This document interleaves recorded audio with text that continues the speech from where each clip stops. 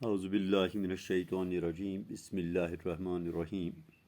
Assalamu alaikum, dear students of class 12th. Our subject is business studies, and our today's topic is delegation. Delegation of authority. Dear students, the process of transferring authority from superior to the subordinate is known as delegation of authority. In a small enterprise, decision-making power is centered in a few hands. But in case of large enterprises, it is not possible that all the decisions can be taken by few. There is a need of involvement of subordinates in decision making to run the enterprise smoothly. बड़े बड़े जो इदारे होते हैं या factories होते हैं, तो वहाँ पर डिसीजन मेकिंग जो है, इसमें इन्वॉल्वमेंट ज़रूरी है सबॉर्डिनेट्स की, क्योंकि सबॉर्डिनेट्स को एक्चुअली ये काम करना पड़ता है, पहले ही उनको उनसे एतमाद में लिया जाता है. A manager, how capable he is, cannot perform all the functions on his own. He has to authorize others, make others familiar. Authority follows from top to bottom, from superior to subordinate. Authority is the degree of discretion offered on people to make it possible for them to use their judgment. Delegation is an administrative process of getting things done by others by giving them responsibility. All important decisions are taken at top level by board of directors. The executive is entrusted to chief executives. The chief executive assigns the work to the departmental managers, who in turn delegates the authority to subordinates for getting a particular work done. The process goes to the level where actual work is executed. That is the lower level of management. The person who is made responsible for a particular work is given the requisite authority for getting it done.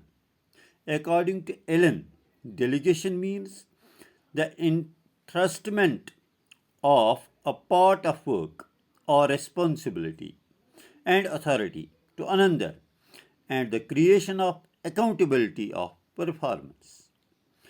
According to Douglas C. Burrell, delegation refers to a manager's ability to share his burden with others. It consists of granting authority or the right to decision making in certain defined areas and charging subordinates with responsibility for carrying through an assigned task. Delegation has three elements.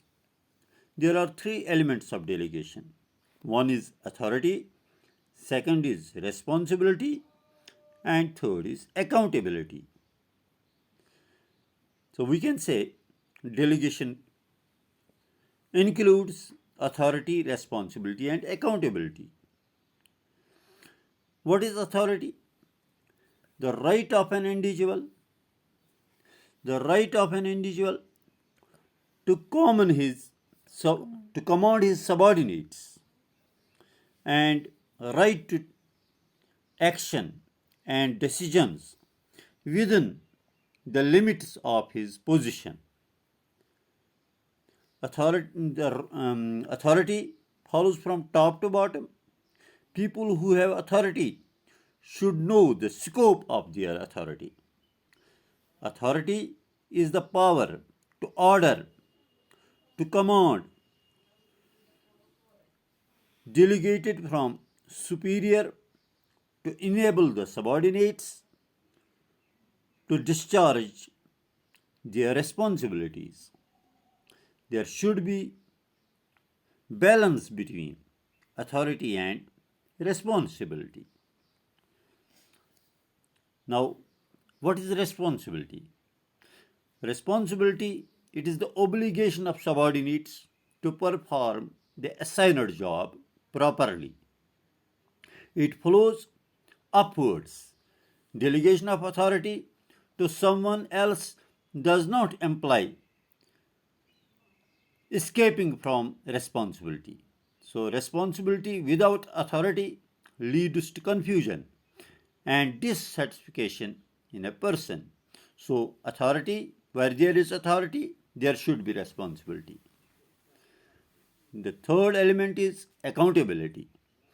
Accountability means being answerable for the job assigned to the subordinate.